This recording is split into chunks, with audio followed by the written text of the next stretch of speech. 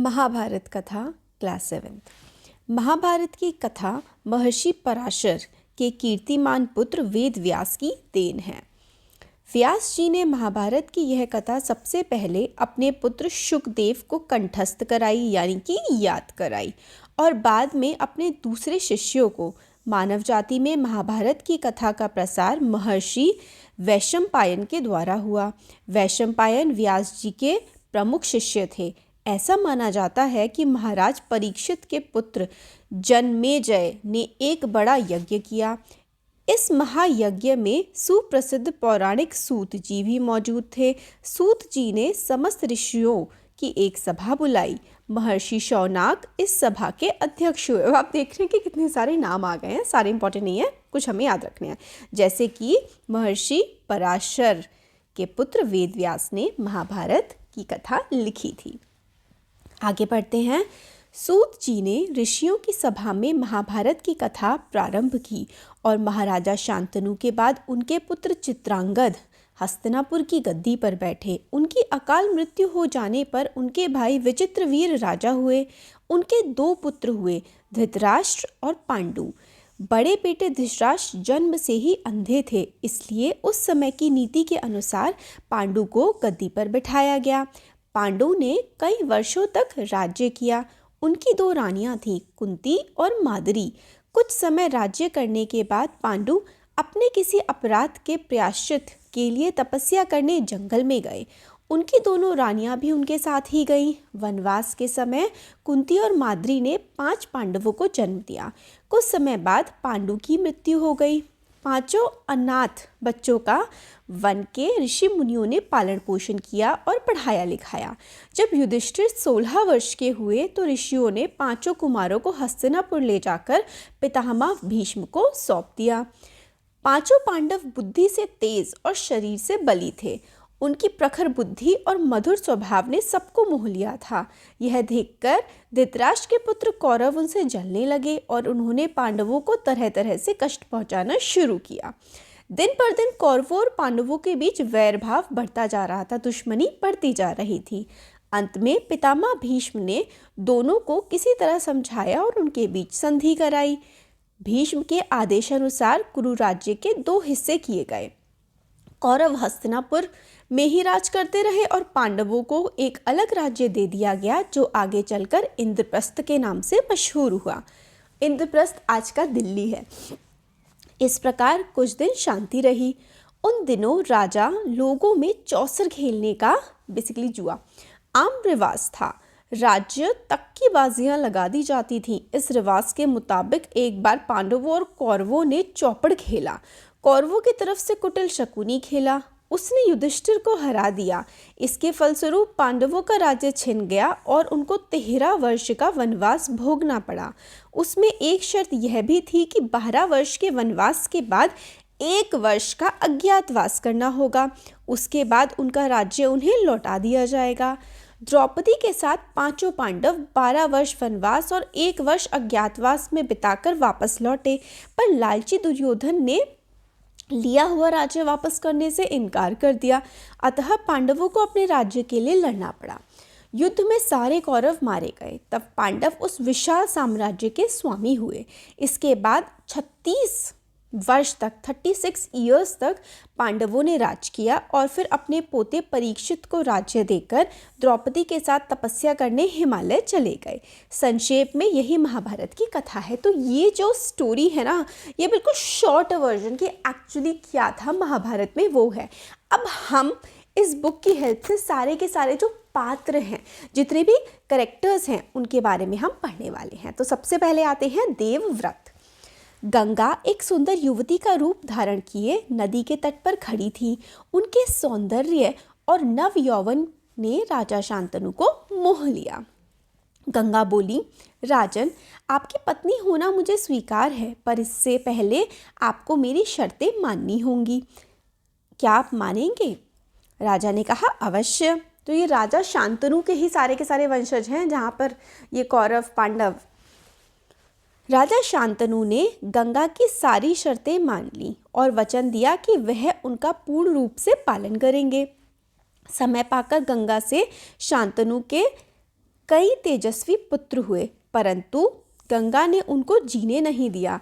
बच्चों के पैदा होते ही वह उसे नदी में बहा देती, नदी में बहती हुई धारा में फेंक देती और फिर हंसती मुस्कुराती राजा शांतनु के महल में आ जाती। मतलब गंगा क्या करती थी, अपने बच्चों को नदी में फेंक आती थी। अज्ञात सुंदरी के इस व्यवहार से राजा शांतनु चकित रह जाते। उनके आश्चर्य और शोभ का पारावार न रहता। शांतनु वचन दे चुके थे, इस कारण मन महसूस कर रह जाते। एक्चुअली शादी करने से पहले ही गंगा ने राजा शांतनु से वचन ले लिया था कि मैं जो भी करूंगी आप कभी भी मुझसे सवाल नहीं करेंगे उसको लेकर। इसलिए राजा शांतनु कुछ पूछते नहीं थे, मगर अपने बच्चों को इस तरीके से बार बार वो जब नदी में फेंकता हुआ देखते थे तो एक बार उनसे रहा नहीं गया। 7 बच्चों को गंगा ने इसी तरह नदी में बहा दिया। 8वां बच्चा पैदा हुआ। गंगा उसे भी लेकर नदी की तरफ जाने लगी तो शांतनु से न रहा गया। बोले, माँ होकर अपने नादान बच्चों को अकारण ही क्यों मार दिया करती हो? यह घृणित व्यवहार तुम्हें शोभा नहीं देता है। राजा की बात सुनकर गंगा मन ही मन मुस्काई, परंतु क्रोध का अभिनय करती हुई बोली, राजन, क्या आप अपना वचन भूल गए हैं? मालूम होता है आपको पुत्र से ही मतलब है, मुझसे नहीं। आपको मेरी क्या परवाह है? ठीक है, पर शर्त के अनुसार अब मैं नहीं ठहर सकती। तो शर्त ये थी कि अगर वो कुछ क्वेश्चन करेंगे गंगा से तो फिर उसके बाद गंगा उनके साथ नहीं रहेगी। हाँ, आपके इस पुत्र को मैं नदी में नहीं फेंकूंगी।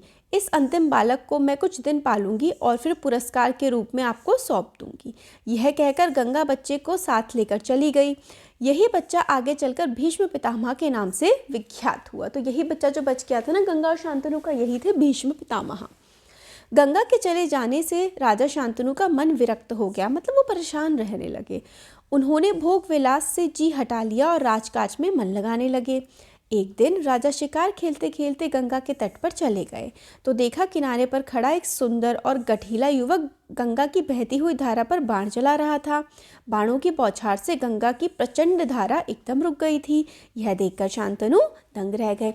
तो बहुत समय बाद, कई वर्षों बाद, जब शांतनु ऐसे ही जा रहे थे घूमने तो उन्होंने देखा कि एक बच्चा है, एक लड़का है जो तीर चला रहा है और तीर चला करके नदी पे बांध बनाने की, पुल बनाने की कोशिश कर रहा है। वो मतलब हैरान रह गए देख करके कि ये बच्चा क्या कर रहा है। इतने में ही राजा के सामने स्वयं गंगा आकर उपस्थित हो गई। गंगा ने युवक को अपने पास बुलाया और राजा से बोली, राजन, पहचाना मुझे और इस युवक को? यही आपका और मेरा 8वां पुत्र देवव्रत है। तो जो भीष्म पितामह के नाम से प्रसिद्ध हुए थे उनका एक्चुअली नाम था देवव्रत।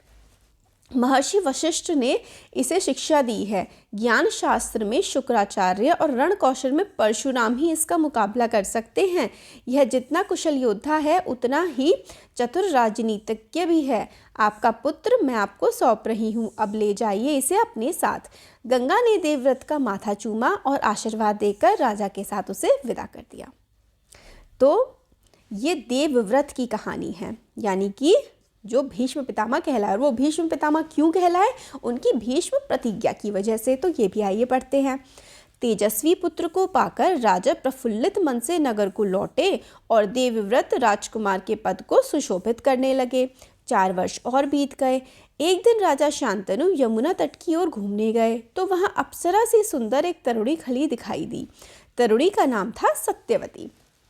तो अब काफ़ी टाइम बीत गया तो राजा को एक और कोई विमेन पसंद आ गई जिनका नाम था सत्यवती। गंगा के वियोग के कारण राजा के मन में जो विराग छाया हुआ था वह इस तरुणी को देखते ही विलीन हो गया। उस सुंदरी को अपनी पत्नी बनाने की इच्छा उनके मन में बलवती हो उठी और उन्होंने सत्यवती से प्रेम याचना की। सत्यवती बोली, मेरे पिता मल्लाहों के सरदार हैं, पहले उनकी अनुमति ले लीजिए, फिर मैं आपकी पत्नी बनने को तैयार हो जाऊंगी। राजा शांतनु ने जब अपनी इच्छा उन पर प्रकट की तो केवटराज ने कहा, आपको मुझे एक वचन देना होगा। राजा ने कहा, जो मांगोगे दूंगा, यदि वह मेरे लिए अनुचित ना हो। तो राजा तो चाहते थे सत्यवती से शादी करना, मगर सत्यवती के जो फादर थे उन्होंने एक वचन मांगने की बात की राजा से। केवटराज बोले, केवटराज जो है सत्यवती के फादर थे। केवटराज बोले, आपके पास हस्तिनापुर के राज सिंहासन पर मेरी लड़की का पुत्र बैठेगा, इस बात का आप मुझे वचन दे सकते हैं। तो केवटराज जो थे वो ये बोलने लगे कि सत्यवती और आपका जो पुत्र होगा आपकी शादी के बाद वही आपके बाद राजा बनेगा। केवट राज की शर्त राजा शांतनु को नागवार लगी। गंगासुत को छोड़कर अन्य किसी को राजगद्दी पर बैठाने की कल्पना तक उनसे ना हो सकी। मगर शांतनु तो चाहते थे कि भाई देवव्रत यानी कि गंगा के पुत्र जो हैं वही राजा बने। अब उनको अगर दूसरी शादी करनी है तो भाई उनसे शर्त रखी गई है कि जो उनकी दूसरी शादी से जो बेटा होगा वो राजा बनेगा। निराश और उद्विग्न मन से वह नगर की ओर लौट आए। किसी से कुछ कह भी ना सके, पर चिंता उनके मन को कीड़े की तरह कुतर कुतर कर खाने लगी। अगर आपको समझ में नहीं आया ना, मैं आपको एक बार एक्सप्लेन कर देती हूँ। देखिए, जो राजा यहाँ पे इधर देखिए, राजा शांतनु, ठीक है, राजा शांतनु की जो पहली पत्नी थी ना, उनका नाम था गंगा। गंगा, एक सेकेंड, यहाँ पे मैं साथ में लिख देती हूँ ताकि राजा शांतनु, शांतनु की जो पहली पत्नी हुई वो हुई गंगा, ठीक है, ये वाइफ है इनकी। और गंगा के जो पुत्र थे वो थे देवव्रत, ठीक है, देवव्रत। अब गंगा तो छोड़ के चली गई शांतनु को, तो शांतनु एक और से प्यार करने लगे, दूसरी विमेन से, जिनका नाम था सत्यवती, ठीक है, क्योंकि गंगा उनको छोड़ के जा चुकी थी शांतनु को।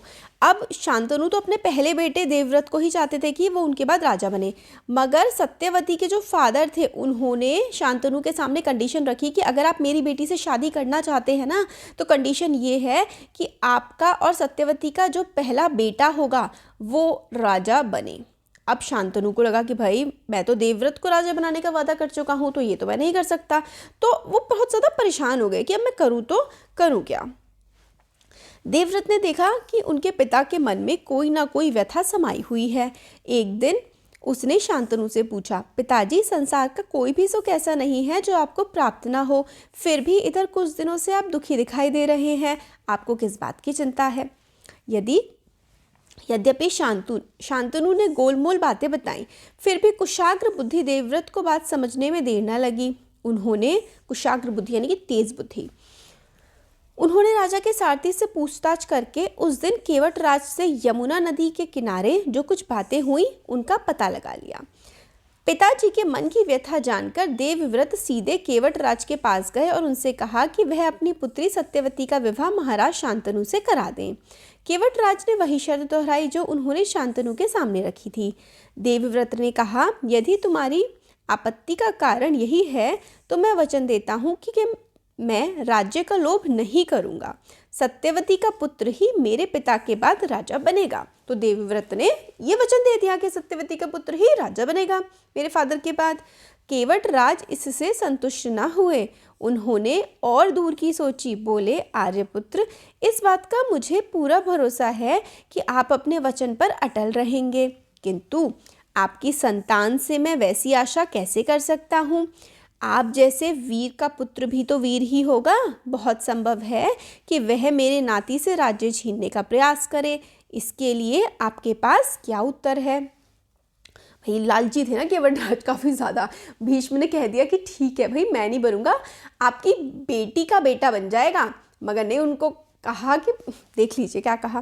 केवट राज का प्रश्न अप्रत्याशित था। उसे संतुष्ट करने का यही अर्थ हो सकता था कि देवव्रत अपने भविष्य का भी बलिदान कर दें, किंतु पितृभक्त देवव्रत इससे जरा भी विचलित नहीं हुए। गंभीर स्वर में उन्होंने यह कहा, मैं जीवन भर विवाह नहीं करूंगा, आजीवन ब्रह्मचारी रहूंगा, मेरे संतान न होगी।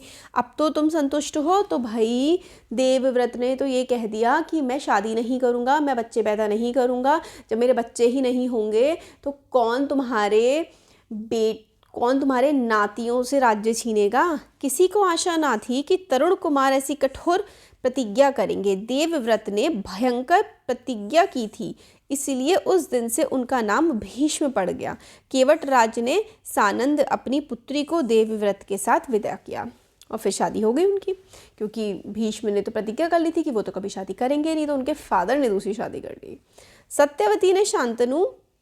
सत्यवती से शांतनु के 2 पुत्र हुए, चित्रांगद और विचित्रवीर। शांतनु के देहावसान और चित्रांगद हस्तिनापुर के सिंहासन पर बैठे और उनके युद्ध में मारे जाने पर विचित्रवीर की 2 रानियां थीं, अंबिका और अंबालिका। अंबिका के पुत्र थे धृतराष्ट्र और अंबालिका के पांडु। धृतराष्ट्र के पुत्र कौरव कहलाए और पांडु के Pandav.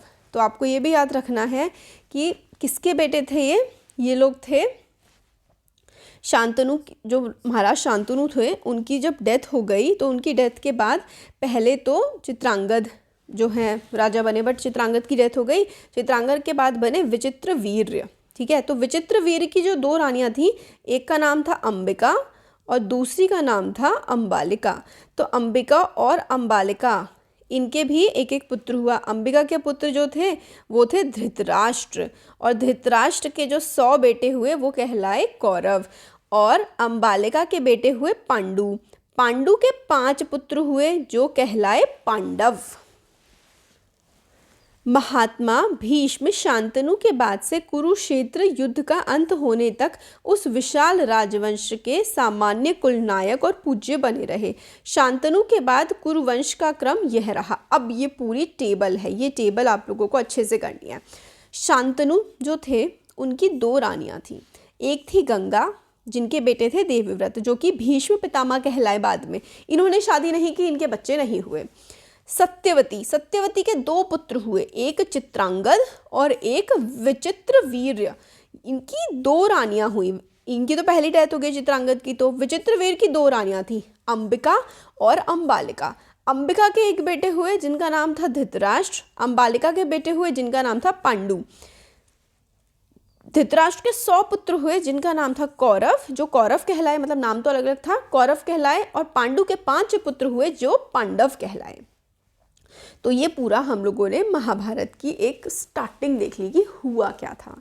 Thank you so much.